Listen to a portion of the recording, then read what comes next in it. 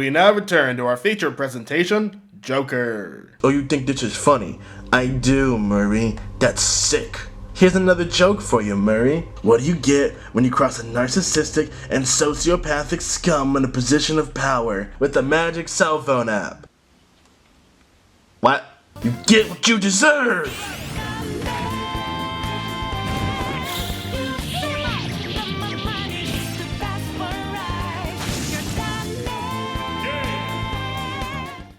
Supervillains are so cool. I wonder how they got their start. That's weird. I'm not expecting any visitors, are you? Good?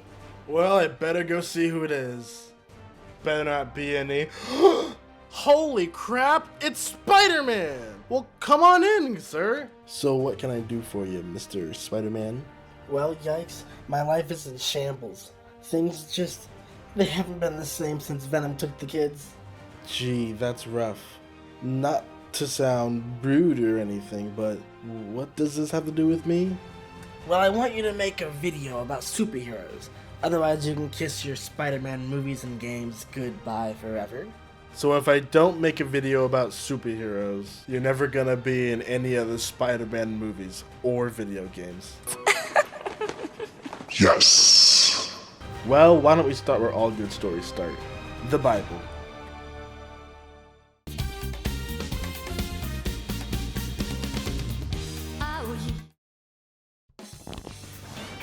Alright, let's suit up in our Spider-Man hoodie, take to the internet to figure out what's going on with heroes.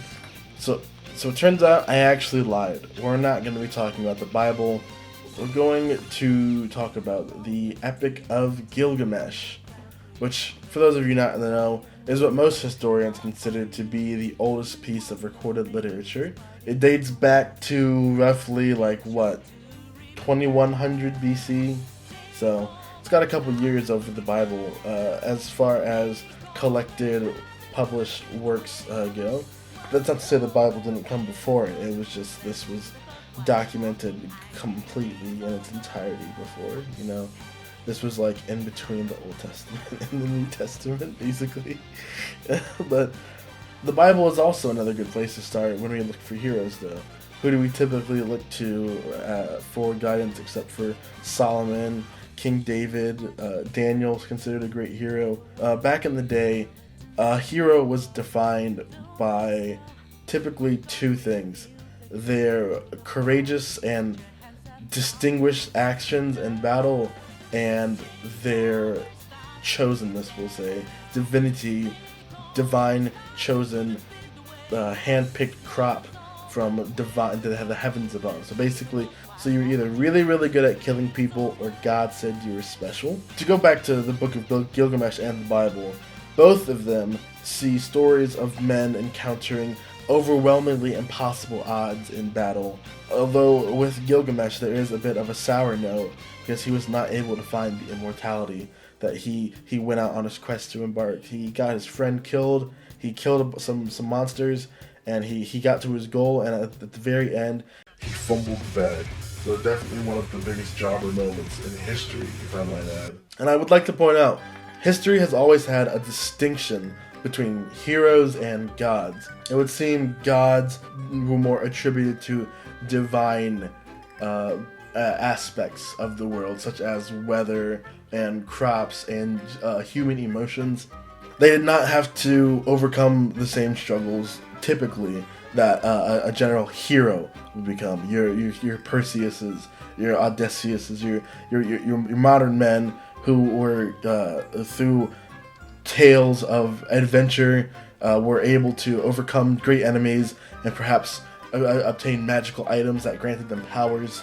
These are superheroes, basically. The heroes are they're different. They're, like I said, their mythology lies in battle, and even if you look outside of the European aspect, of the strictly Greco aspect, when we look to other kingdoms in the eastern half of the world, when we look at our Asias and our Africas and our Middle East, we see a lot more stories being told. And by stories, I mean, tales passed down from generations. These are what stood the test of time.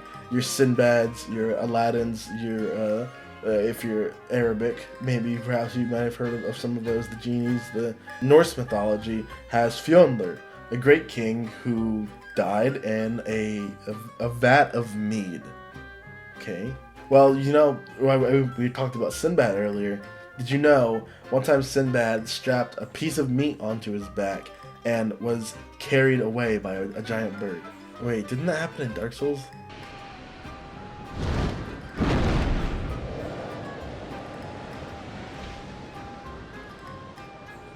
The point is that there is a lot more imagination behind some of the stories. Like, there's a lot more imagination. I mean, I know he is more relevant in modern day than ever, but Thor, you might not have known this. Thor actually used more than just a hammer in mythology.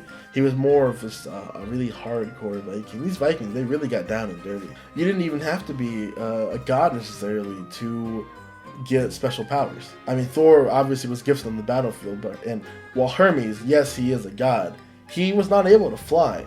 It was the winged sandals on his feet, the Goodyear tires, that allowed him to be able to fly. It wasn't just an ability he was possessed with.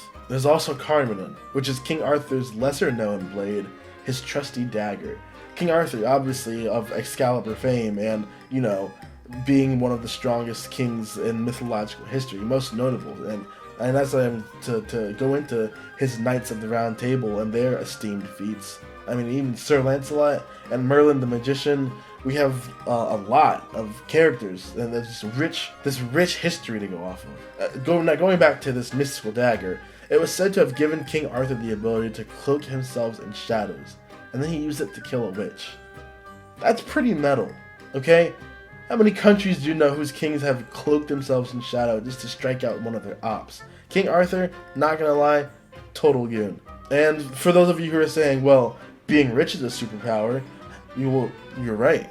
That's why we have Nabrok, which in Icelandic mythology were pants made from skin of a dead person who consented before their deadening, that you may have their skin, and you sew a coin into the scrotum of the said person's dead skin, and once you put the pants on, they immediately sew to your body, and the pockets of the pants will grant you eternal youth, or eternal money. This is a real thing.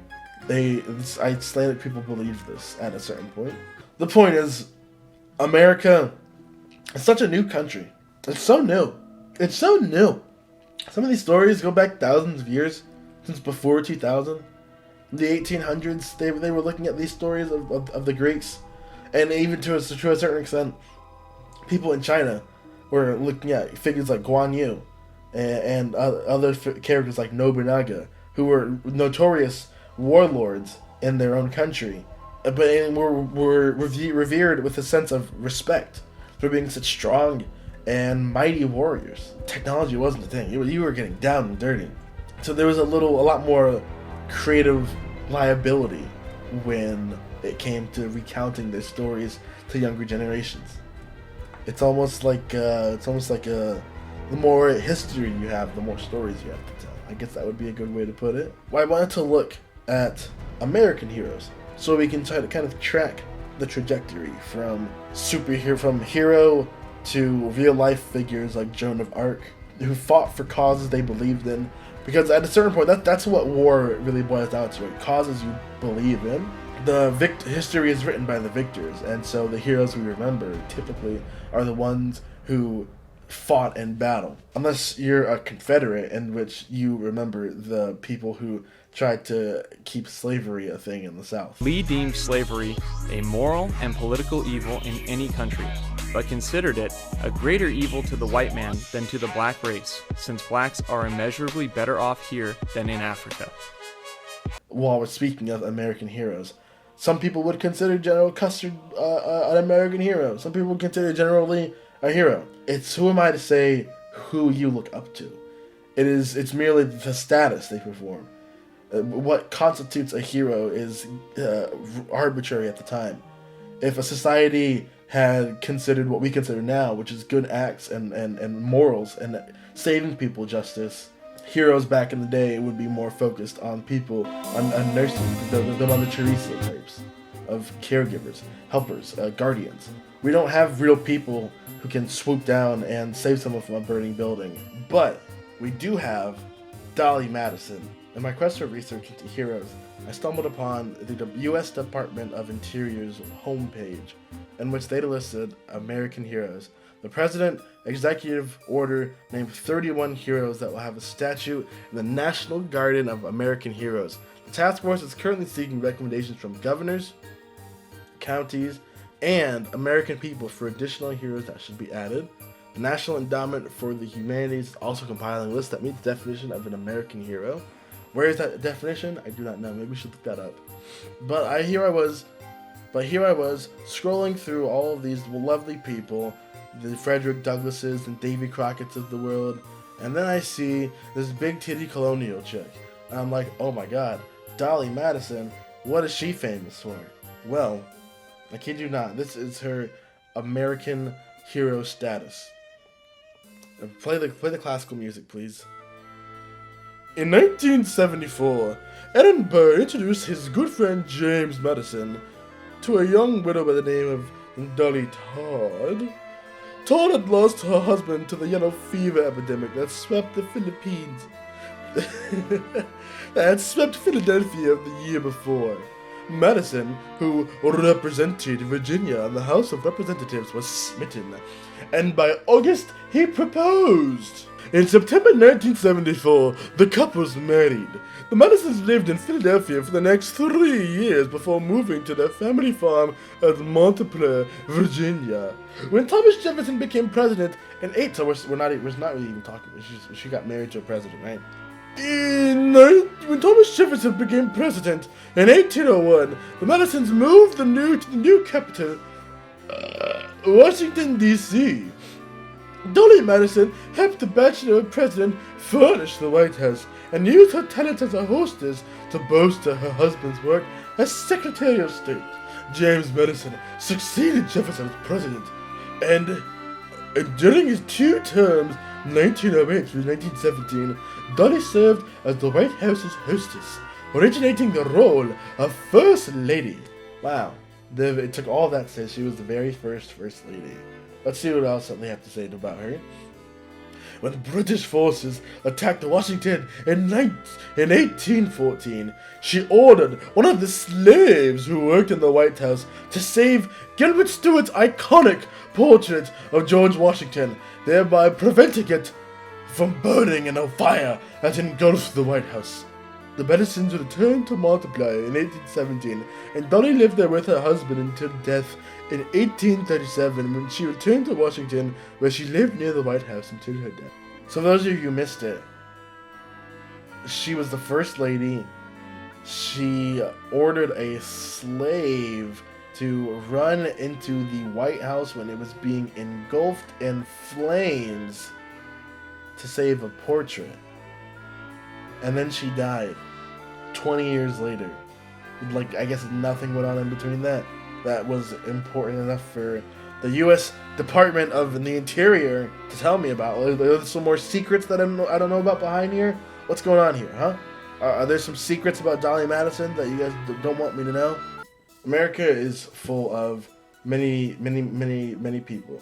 It's hard for me as a half-black, half-Hispanic person, as a half-black, half-Hispanic person, to genuinely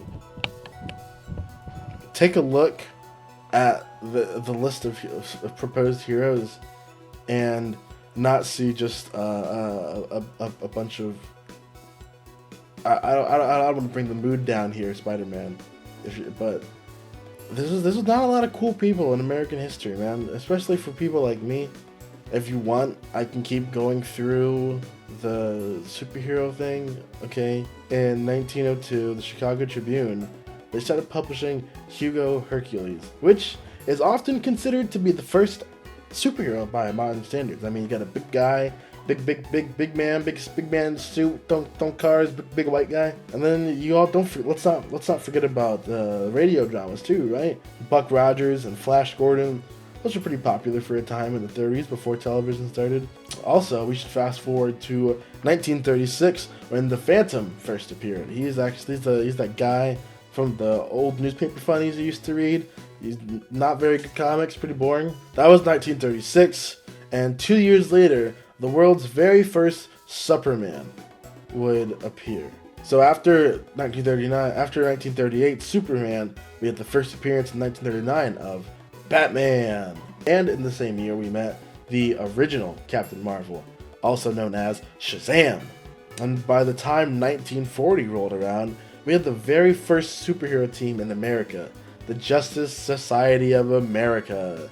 And believe it or not, this group also had a lot of the earlier incarnations of superheroes we know today. There was an early version of Green Lantern, The Flash, Doctor Strange, Hawkman, one of my personal favorites. It's Hawkman, but even that team up would be even 20 years, more than 20 years, before Spider-Man would even make it onto the scene.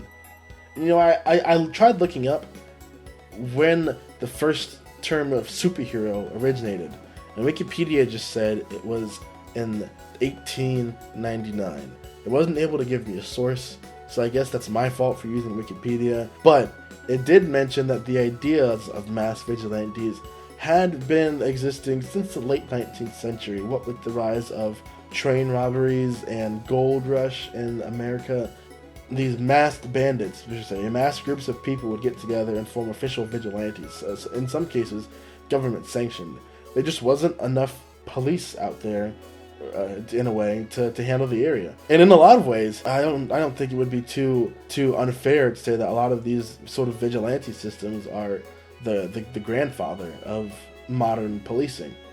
I mean, we have a bunch of people getting together with a very minuscule amount of training, and just going out there, shooting first, and asking questions later. Wanted, dead or alive, criminal.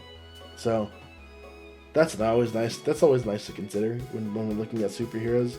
Our mass vigilantes are inspired by people who. Well, it was a really wild time back then, so I guess I can't really fault them, but I guess the mask was just like kind of a funny thing to add there. So, what is a hero? I'm gonna be honest, I haven't written this part of the video out, but if I may just finish this drink, I'd like to level with you. What is a hero? A hero, at the end of the day, is an inspiration in a positive setting at that time. Back when men were men, a hero was a big old strong dude who killed people, didn't feel no emotion, and just had all the sex with anyone, everywhere, at any time, wherever. But as our ideas and cultures have changed and evolved and been sifted through dozens of decades and decades and decades and decades of change, ideas grow, thoughts change, and we don't see the Ku Klux Klan as an inspirational symbol to birth our nation into a new light. You know, I really wasn't expecting to go down the whole slavery route when I first started this, but I watched this video by knowing better during it, which you should all check out. I don't know, at a certain point, I just like, look at me, right? I was like, these aren't my heroes. George Washington's not my hero.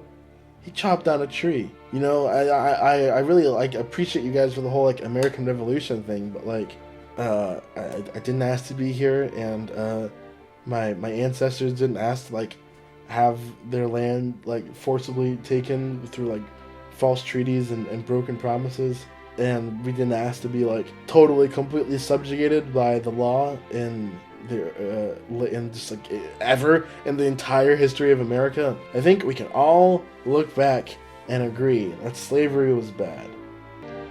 It was this school that gave us the men and women who fought and won a bloody war to extinguish the evil of slavery Pretty much everybody agreed that segregation was the worst thing this country ever did. Right? I mean, that is a very, very good thing that slavery ended in the United States. This is undisputed.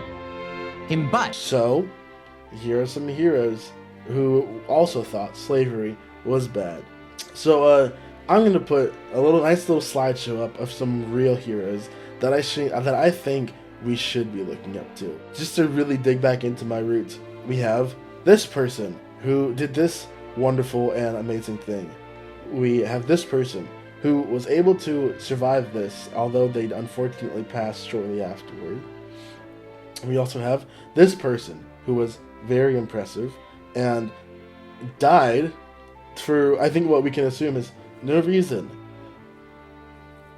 As well as the hundreds of thousands of these people who suffered through for progress. I will be editing this video with the utmost care and passion because I did research for this video, but I didn't want this video to be 12 hours long because I talk a lot. So if you want to hear me talk about more things like come on, superheroes, fun stuff. We're having fun. We're having a laugh. You're here. I'm here. We're all having a good time. Come on. What are you being rude for? What are you being rude for? We're already in the intro of the video, the outro of the video. The music's playing. What are you still here for? Go on then. You know what? Comment. Leave a comment. Comment for me. Just say something you want to watch. Literally, you watching this video. Look at me. Look at me. Leave a comment on the video. Leave a comment. Just say something you like.